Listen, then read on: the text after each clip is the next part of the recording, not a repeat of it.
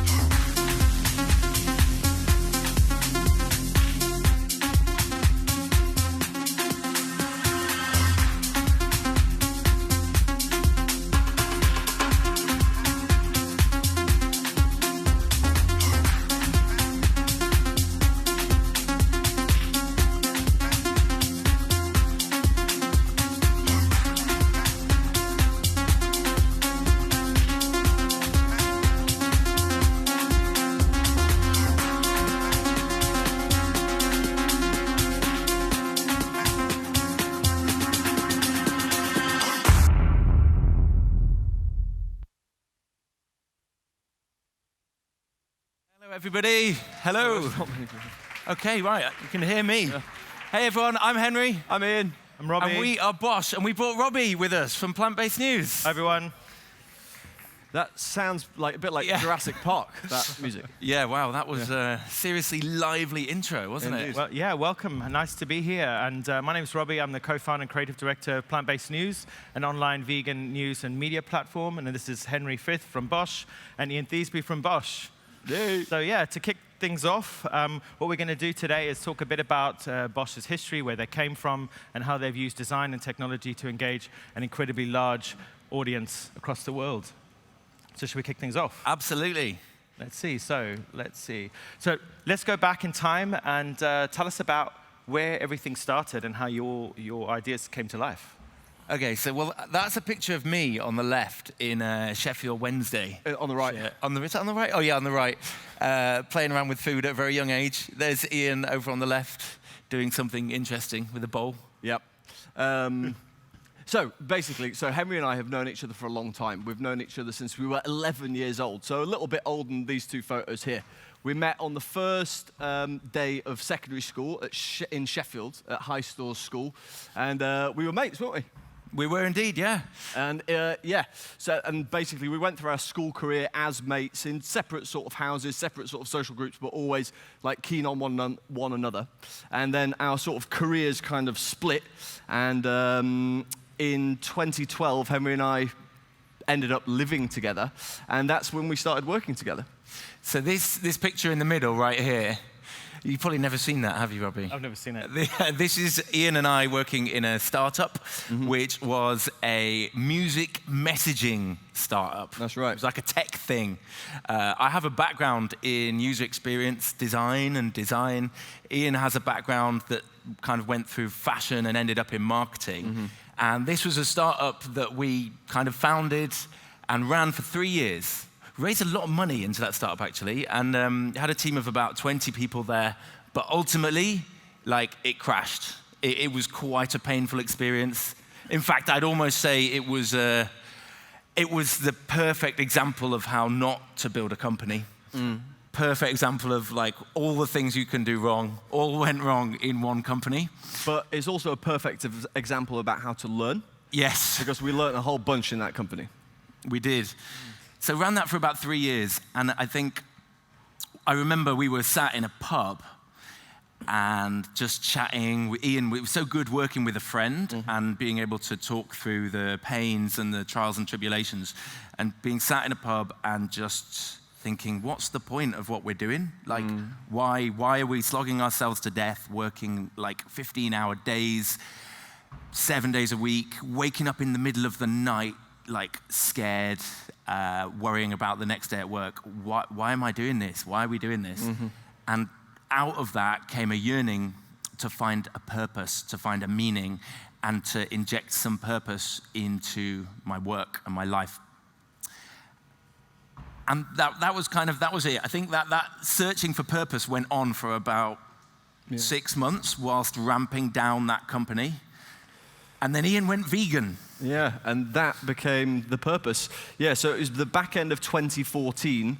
I was looking at myself in the mirror and I was thinking to myself, I'm carrying a little bit too much weight here. My skin's pale, I feel lethargic, and I'm kind of like in my early 30s. I should be a lot better. So I was like, I need to make some fundamental positive lifestyle changes. So I decided at the beginning of 2015 to give up alcohol for the first 3 years, the first 3 months of that year. So 1 month into that 3 months of abstinence from alcohol, I was feeling really good. And I also was feeling that was extremely easy. This was supposed to be a test. So I was like, what else can I give up? What else can I do in my life to sort of make a positive change? So I looked at my diet and was like, there's a lot of meat there. There's loads of meat there. So I was like, I'll give this vegetarian thing a whirl for the month of February in 2015. And halfway through that month, I was finding it really difficult. I had no idea what to cook. I didn't really know anything about vegetarianism and the positives that come with it. So I started doing reading online about vegetarianism and started learning about animal agriculture, started learning about like the horrors of factory farming, and started learning about how good a vegetarian diet can be for your own personal health. So by the end of March, I'd filled my head full of vegetarian stuff, and I thought, I'm going to give this vegan thing a whirl because that's the next level up. Beat this boss, I'm going to the next one. So from the 1st of March 2015, I decided I'm going to go vegan, and it has proven to be the best thing that I've ever done. So around that time, right, Ian was cooking these horrible brown curries. Yeah. He's like, dude, look, I've made this curry, and it's completely vegan. Meanwhile, I had a freezer full of high welfare meat, and I was like, I had a personal trainer who was recommending I eat all of this meat, and I certainly wasn't going to eat that horrible brown curry. Yeah. Well, there's a picture of that lurking in my inbox somewhere. Is there? I should probably pull it out and stick it on something like this. So I was completely unimpressed, full-on hardcore meat eater, and very happy with that. Thank you very much. And then one day, Ian, we had a screen a bit like this in the flat. Not quite that big, but you know, a projector like on the ceiling, like you do. And we watched Cowspiracy, that film, which is on Netflix, and the world changed. And all of a sudden, you know, I'd been searching for this purpose and wanting to really try and find a way to make an impact on climate change. Was frustrated that the government wasn't doing more about climate change. Watched this film, learned the impact that what we eat has on the environment, and was like, right, well, fuck, gotta do it. Went vegan overnight, felt amazing, but found there was no food there. There was no food anywhere. So ultimately, decided to use our skills in like digital media, digital video, and our love of food, and our newfound thing that we wanted to share with the world, which was vegan recipes. And that's why we set up Bosh. It's amazing. Yeah. And at the time, there wasn't a lot of stuff on social media. There was a couple of people sharing recipe videos on Facebook, and there was a couple of my friends said, you know, going back a few years, the only thing on the internet for vegans was a cry for help more than anything else. Yeah. so you guys definitely came in at the right time. So now we've seen such rapid growth and things have changed so drastically. The food industry has really moved to sort of take the demand that that has been created in this place. Where is Bosh today, and where are we at the moment? So I guess there's two different ways to describe this. Like, there's been some really nice things have happened. We won some awards recently. We won the Best Book Award. That was amazing. We've had a load of views. About 1.5 billion people have viewed our videos, and we're doing more stuff in the realm of like TV, and potentially looking to get food to people. So that thinking about supermarkets and whether we can do some work there. So it's really exciting, and like it all looks fantastic. But you know, we've got a room full of people who are interested in design, advertising, probably some people who are running their own companies or freelancing, and there's also the other side of that too, which we can talk about, which is, you know, we've essentially used the revenue from our books to pay for a content team. It's pretty hard to make video pay. So, you know, on the outside, everything looks beautiful and it's all singing, it's all dancing. I think where we're at from a like beneath the hood perspective is we're just about washing our face with our small team of 4 people. Yeah. And we're looking into new revenue streams, new ways to kind of build the business and make it more sustainable than it is right now. And we talk about Bosh today, but like the journey that we've been on to get to Bosh to where it is today has been quite a hard slog, hasn't it? It has, Like yeah. we've Tell us about because when I first met you guys, because I've known these guys for quite some time, and you started in a kitchen, in someone's kitchen. Was it your kitchen? yeah. And you were there for like an entire day shooting like how many videos? Yeah. In the middle of summer in a tiny room. Yeah, so it was like the 16th, so our first video went live on the 16th of June 2016, and a month before that we had been in Henry's flat in North London. We didn't really know how to shoot food very well, so we got a guy in that we had found on social media to come sort of help us out with some of the structure of the video and stuff, and he was like advising us to hire in like loads of lighting and getting the right equipment and stuff, and honestly, no word of a lie, some of the lighting he was getting in was like this, and in a small flat in the middle of North London, it was summer. Yeah, in the middle of summer, it was quite unbearable. It was the hottest day of summer. Yeah. It was in the middle of June, and we spent the entire weekend with 5 lads in this tiny little boxy flat with these giant lights. And all the lads both smoked and drunk beer to try and like get through this incredibly painful time. So it was a grimy start. And we kind of done a whole bunch of research before we had sort of got taken the decision to set up the studio and to sort of shoot these videos. We'd sort of planned a whole bunch of recipes by doing a load of research and writing them. We'd dragged our friend in who's a really good chef, and he'd kind of sort of tweaked a couple of the recipes here and there. So there was a whole bunch of work that had gone in before we decided to make the videos. And once we made the videos and set the videos live, they just went hyper viral, didn't they? Yeah, so the first video, I think, was the meze cake, and that's had about 5 million views. So, The watermelon Jaeger bomb was about the 4th video that we posted, and that got like, I mean, that's had like 40, 50 million views or something. And I think we'll probably talk about this later on, but Yeah, we'll talk about that. it was definitely a right place, right time kind of thing. Yeah, definitely. So let's go back in time. Veganism and plant-based eating has been around for a very long time, but only in the last few years really has the food industry completely exploded with incredible innovation with vegan food that looks and tastes like meat, and products that are like nothing you've ever seen before. Yeah. Do you want to talk a little bit about how the food industry and the food culture around this way of eating has changed completely? It's utterly unbelievable. Yeah. It's completely unbelievable how far the vegan food space has just gone in such a relatively short space of time. When we first went vegan, you'd walk into a large supermarket and you go to the milk aisle, the non-dairy milk aisle, and you might have like a bottle of soy milk or some almond milk, and it's probably gathering dust in the shelf. Now you walk into like 4 years later, you walk into the same supermarket and you go to the same aisle, and you haven't got 1 or 2 options. You've got like a whole array of options, from everything to like cashew milk to oat milk to tiger nut milk we tried the other day, which is bonkers. So like, yeah, the way that the non-dairy section of supermarkets has come on is a really good representation of how the whole space has come on. But the leaps and bounds that have been made in plant-based meat, like the Beyond Burger and the Impossible Burger, is staggering.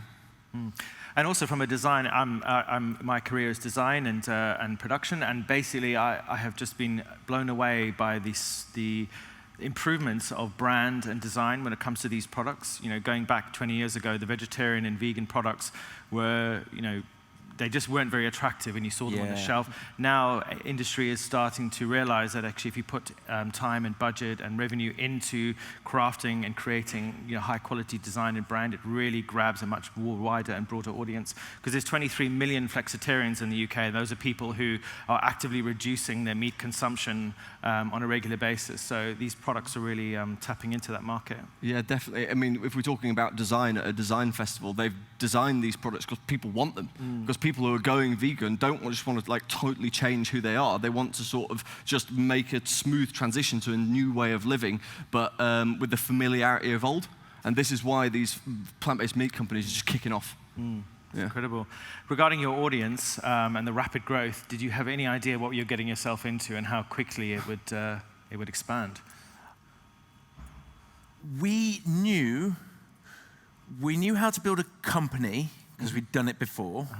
So, and knew how to set things in motion and to do like some necessary groundwork. So, you know, we had friends who worked in social media. We worked with them to build the company. We worked with them to ensure we had a network of people that were going to share and support the videos. You know, as Ian said before, we hired in a really top quality DOP to come and make the videos amazing. We had a mate who was a chef to come and spend some time with us there as well. So I think we put in the necessary groundwork, and we'd seen that video was exploding on Facebook. Like Tasty, BuzzFeed's Tasty channel was just flying, and our vision was, let's create the BuzzFeed Tasty, so, the vegan version of Tasty. So we didn't know we'd build such a large audience so quickly. We didn't know that we'd have 2 million, more than 2 million fans right now, but we put the groundwork in and we worked hard. So thankfully, it paid off. It did, absolutely. And what is the role of design and design software in your work? You know, we're on the Adobe stage. We all actually use Adobe products. How much have those featured in your work? Well, we use Adobe products, so that's a start. I mean, we basically make food porn. Yeah. It is food porn. And one of the reasons that it's been so powerful is that we go really close in on the food, right? And it's like, at the beginning, people didn't even know who we were. We just zoomed in on the hands and made the food the star of the show.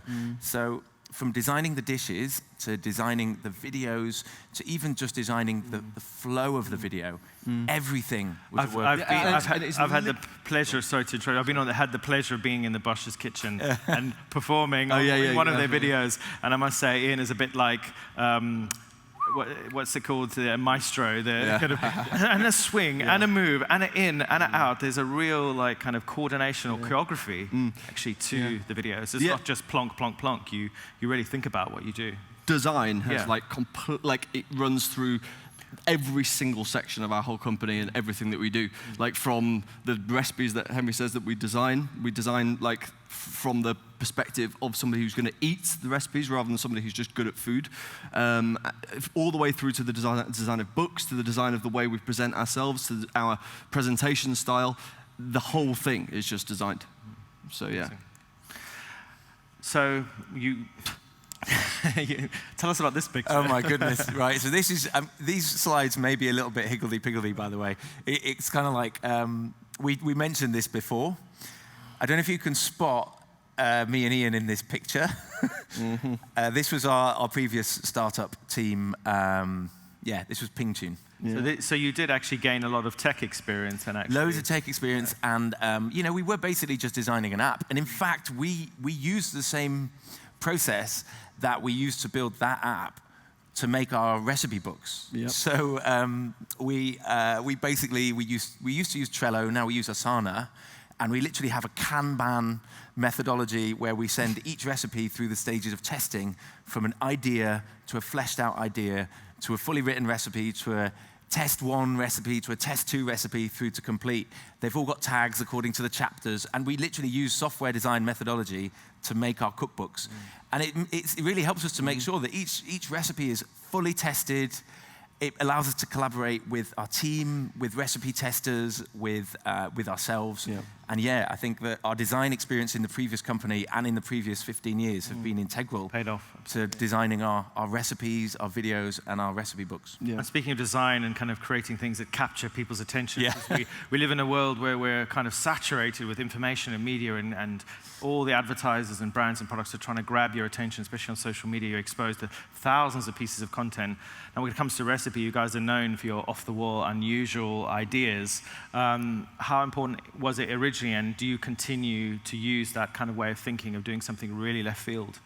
The first bunch of videos that we did, we approached the videos exactly as that, as recipe videos. So they needed to, of course they needed to be tasty, but they also needed to be extremely eye-catching, and they also needed to change people's perceptions of what food, specifically vegan food, can and should be. So yeah, when we're making videos, you'll see loads of crazy stuff like this. This is like a meze cake, which is essentially everything you'll find in a meze cabinet all crammed into a cake tin and decorated beautifully. It tastes amazing. It's like you won't see that anywhere else, sort of stuff. So yeah, when we're doing the videos, we always sort of view them as as creatives. We design it as we're like creatives. But when we're going with the books, the recipes, there is a little bit of that sort of creative sort of dust sprinkled on top of it. But we approach them more as chefs with the books, I feel. Yeah, it's a different audience, right? So we went through this process at the beginning of making the books, thinking, what are we going to put in the books? What do people who buy this cookbook want to see? And it's not the same as what people want to see online. Yeah. You can't just make everything into a lasagna in a recipe book. You kind of need some staples. So the book ended up being like our favorite recipes all combined into a book. The kind of vegan Bible is what we aimed for. Yeah, but it was funny as well because when we first got the opportunity to write this book, we sort of settled down and we thought, right, what works well on social media? I'll tell you what fucking works on social media, really mental shit. So we were like, let's write a book that's like going to be the most mental cookbook of all time. And we got like 10 or 15 or 20 recipes in, and we were like, had some crazy ideas in there. And we both looked at ourselves, we were like, is this the right thing to do? Really? Like, are we going to cook? Would you ever cook this? And it's like, well, no, it's a cool picture to look at. It might be a cool video to watch, but we ain't ever going to cook this. So we pulled it back, and like Henry says, we wrote a Bible for vegan food. The more practical approach. Exactly. So obviously you're both passionate vegans, and veganism is very much focused on animal rights, but when it comes to your platform, you do pare back that message, or you almost completely remove it. And I think when we first met, you spoke about how you wanted to create a platform that talked about the incredible array of plant-based and vegan food, but you didn't shout about it. You didn't shout about the fact that it was vegan. It just happened to be vegan. It just happened to not include any meat. How important is that message, and do you sort of aim to continue in that style? Yeah, I think at the beginning, I'll try and be quick, by the way. I'm conscious time is pressing on. We've got a lot of slides to get through. But all our mates are meat eaters, really, like in our home social circle.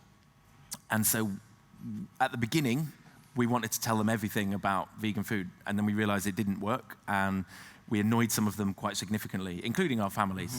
And I think that helped us realize that if we just stopped talking about it and just started showing people food, that would be a much better way to engage with people.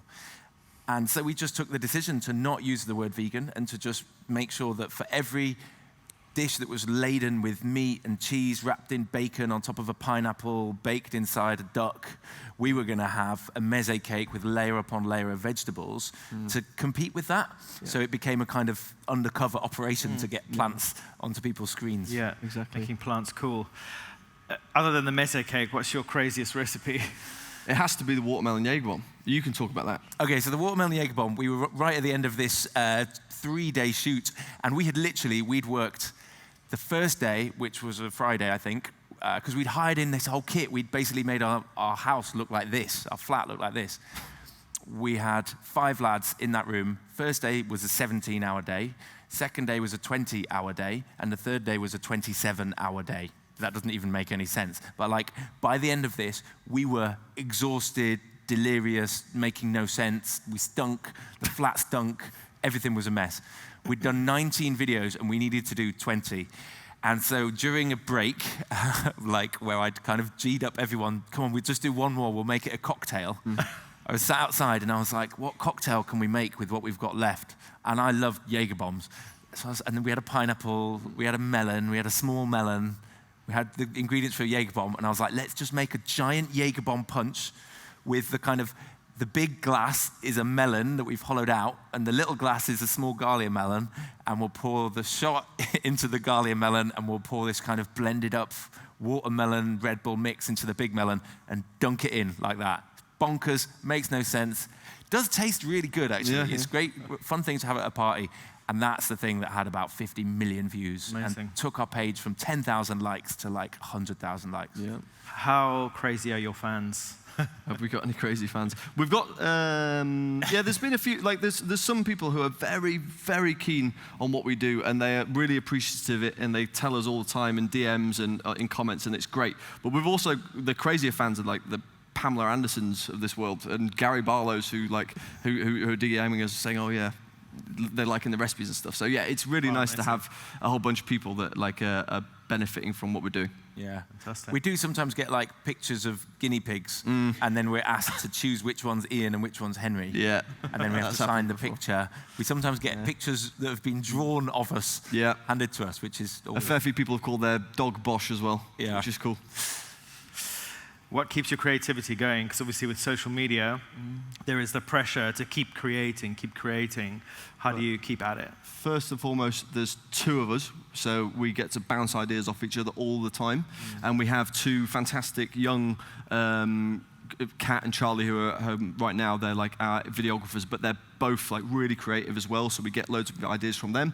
We talk to people, and we have the benefit of living in London, which is like the fact that London is in the United Kingdom is purely coincidental. It's a global center. There's many, many people, many different cultures, races, creeds, sexes, genders here, and it's like, you know, just walking down Brick Lane, you can get inspiration for things like the smell in the air or what they're eating in their hand or whatever. So yeah, we get creativity from everywhere.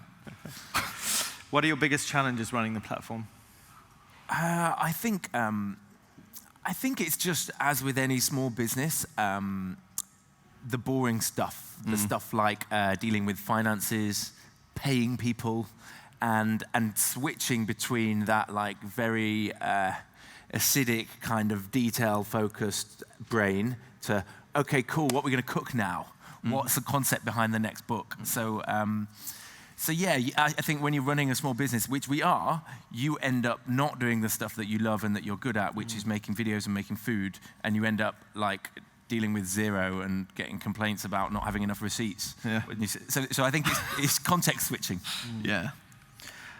Due to your sense of do you have a sense of responsibility? Because obviously with such a large audience, a lot of people, you know, kind of changing the way they eat and live. How do you feel about that? How does it stop for a moment and go, wow, this is a lot to deal with? I feel as if it's like we've got a duty to the audience now to carry on providing them and those who will eventually become our audience with recipes to show that vegan food can be and is bloody amazing. And also I feel that we have a responsibility to our unborn children to sort of leave the planet in a fit state for them, or at least have a go. I think that's a really good point. Is like, you know, David Attenborough came out and said, look guys, the climate is not in a great place. It would be great if we could all eat a bit less meat and dairy. And so that's why we're doing what we're doing. It's amazing that he said that, because you know, millions of people watch what he says. So that is ultimately what we do and why we do it. And it enables us to make decisions based on that purpose rather than based on anything else. So whenever we are faced with a decision of should we do this or should we do that, the question we'll ask ourselves is which one is going to help more people eat more plants? And often it's not the one that makes money, or it's the one that is just keep on making recipes for free and kind of move away from the exciting stuff over here and just keep giving people food content. It's also worth mentioning that just because there's that big audience, you have a responsibility to keep giving them the kind of information that they want from you. You can't all of a sudden turn into like something else. They want recipes from us. They do. I mean, like, yeah, recently we've been putting a lot more kind of our faces and us chatting online, and some people have been like, can you just carry on with the recipes, please? And we're like, yeah. We're just sort of spreading our wings a little bit, because these recipes, they cost a lot of money to make, you know, with the ingredients and the time and stuff. So, and also it's nice to sort of chat to the audience about who we are and what we do. Do you feel the pressure in the kind of movement as well? I guess it's a similar question, but you know, social media, again, is a very demanding engine. I always call Facebook kind of feeding the beast. You know, it's always asking you for more, because obviously if you don't put more into your content platforms, you basically get penalized by algorithms, and your reach and your growth begins to shrink. Do you feel that pressure, and how do you deal with it? Yeah, we do. I mean, we got where we are today through making daily videos or nearly daily videos. And there's a lot of effort goes into one of those videos. So it's, you know, 3 people, full-time job to make about 5 to 7 videos a week. And the minute you stop doing that, you see the growth start to dip. So absolutely we feel that pressure.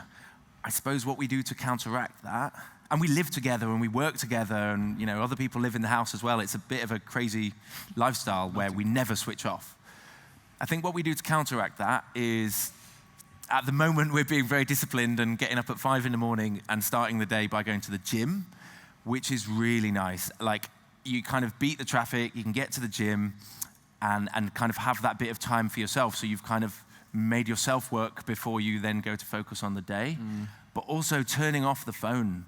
So like, the phone goes outside the room when I go to bed, and it doesn't get used again until ideally after the gym.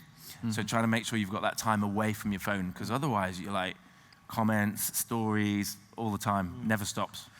You're changing people's lives. Any little anecdotes and stories that you can tell us about? I mean, we've had a lot of comments from people who have had like, you know, high cholesterol or they've had like diabetes or whatever, and they have turned to a plant-based diet to improve their lives, and our recipes have been a godsend for them because it's like plant-based food that is tasty and it's normal, you know? It's not just like clean eating, like really, really prissy, expensive ingredients. It's just like good food that happens to be made of plants. And it can have a real impact on people's health. Yeah. You know, like I think this comment up here says it, but we get a lot of messages, yeah, as Ian says, about people who have had ailments and have gone to a plant-based way of living. Often they've started with our book, or often someone's given them our book as a. In fact, one of the people working here back there said he gave a book to his friend, and he went vegan for a month, and now he's stuck with it. So I think. Absolutely, and we're honoured to have that relationship. Because the studies are showing that switching to a whole food plant-based diet can actually stop and reverse heart disease, and also in some cases cure type 2 diabetes as well. So when people follow a plant-based diet, it can completely change everything about their life. You've published 2 books in 1 year, which is quite a feat. How the hell did you manage that? I mean, it was just inside 1 year, wasn't it? It was like about 2 weeks inside 1 year. Yeah. We're actually doing 3 books this year. Because the first book, the first book, Bosh, is the fastest selling non-fiction. It was the fastest selling cookbook of last year, and it was the biggest selling vegan cookbook of all time now. Yeah. Yeah. And it won 2 Nibbies, so it's like the best non-fiction book of the year at the British Book Awards and the best marketing campaign. So that one's done particularly well. And Bish Bash Bosh was flying as well. But this year we've got 2 more coming out, a written text, which is why to go vegan and stay vegan. And then the next one that we've got coming out in December is healthy vegan food, which we're writing right now. Yeah, so it's like a kind of health and wellness, how to get all of your nutrients on a vegan diet and make sure you're not just eating a junk food vegan diet. But yeah, the how is just really quick work. Bloody hard Lots work of work, and making sure we're efficient. We're constantly testing recipes and sending them through that Kanban board, through the test process and compiling books. Congratulations, it's incredible work, my friends. Thanks. So when it comes to like design, where do you kind of get your inspiration from? So you've got a very minimalist feel. You both always wear black and well, if you go back one slide, so basically what we wanted was, our inspiration was a Daft Punk album cover. We wanted a completely black book that just said Bosh and nothing else. Unfortunately, the publisher didn't really go for that. Well, actually, they said they were cool with that at the beginning. They were like, oh, yeah, cool, we'll do that. A black book that just says Bosh for a cookbook. Okay, yeah, sounds good. And then very late on in the process, they were like, so we've done some testing, and the data shows that if you put food on a cookbook, it might sell more. So we revised our strategy, but we still kind of kept the Daft Punk theme, quite iconic, quite bold, and then we tried to kind of iterate on that with the really talented design team at HarperCollins with the second book, and also kind of shoehorn our faces in there somewhere as well. Do you get criticism? Obviously, social media is like the wild, wild west. If anyone's on social and has had discussions and debates with people, people can be quite harsh. They don't really see you as people. You're just pixels on a screen. What kind of criticism do you get, and how do you deal with it?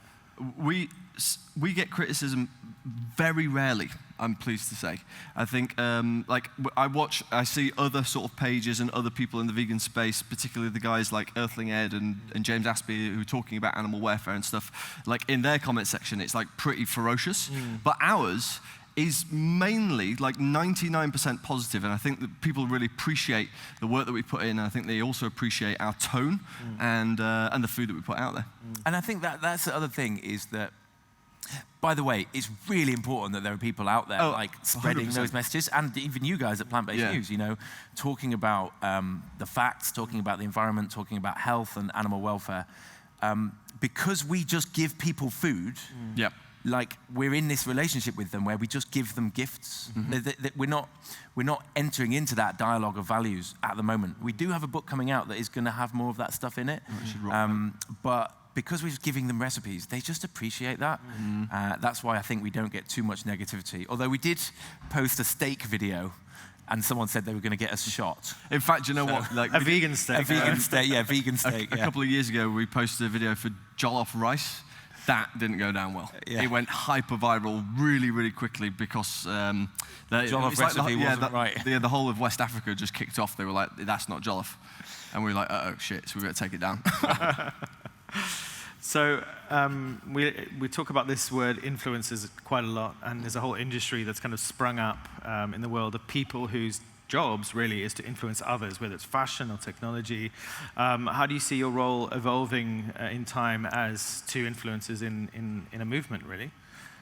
I guess, first of all, I don't really feel like we are influencers. I feel like we're two guys who run a media channel, if that makes sense, and we cook food for that media channel. Yeah. But you are influencing people to make better choices with food, or healthier choices at least. But then maybe that's also a spectrum where everybody is on that spectrum somehow, because even someone with 200 people who's cooking food will be influencing those around them. We can all be influencers. Yeah, exactly. Yeah, definitely. But I guess that as like the means of distribution changes and we've all got access to social platforms, like it's going to be that long tail effect, right, where everybody has a role to play in changing perceptions.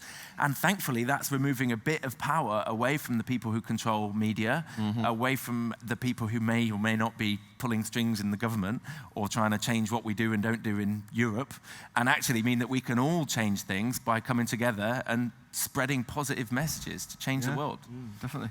And so where's the future going for you boys and the future of Bosh? Well, later on, we're going to eat that burger in Vegan Nights. Yeah. So if any of you are in Vegan Nights, we'd love to hang out.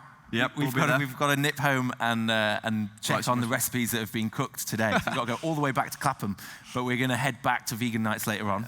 So that's the immediate future. And in the even more immediate future, we are going downstairs where we're to the social stage, straight after this, where we're going to do a Q&A session. So if you have got any questions, you can ask us them. We're going to do a Q&A session and sign some books as well. But the more long-term future. Long-term future. Which is really what you were asking. Yeah. In September, we have our Why Vegan book. So just basically a textbook that we've written to tell people why veganism is good and the sort of impact it has, the positive impact it has on the environment. In December, we've got the Healthy Vegan book coming out, which we're writing currently. I'm really excited about that one. I think it's going to be a game focus changer. on whole foods, right? It's going to be it's Bosh food, just healthier. Like with these two books before, we put no limitations on ourselves other than vegan. So we were just like we'd use fake meat or fake cheese or or more oil than we maybe should have to get the good flavors. This one we've pared it back. It's going to be Bosh food, just a lot healthier. And then after that, there's conversations going on for TV. Fantastic. And we would love to have some food available for people in shops. Yeah. So we're working on that too. We get a lot of people asking us about a restaurant as well, or like delivery service. But man, that's hard. Yeah. Like, again, mentioning Vegan Nights, those street food vendors over there make incredible food, and they work their asses off. They really do. And I'm not sure we could compete with them on that. Like, we might have a big audience, but to build something and serve food every single day is a hustle. It's a grind, man. So for now, we're focused on the more scalable stuff, which may also include a kind of premium version of Bosh where it's all focused around health for people who want to improve their nutrition. I know you do that too at Plant-Based News. Just giving people access to e-learning is something we want to do too. But yeah, mainly going and eating vegan burgers at Vegan Nights. Fantastic. Well, thank you so much, boys. It's been great to chat, and thank you for joining us, and we'll see you guys afterwards. Thank you so much too, and thank you all for coming and listening.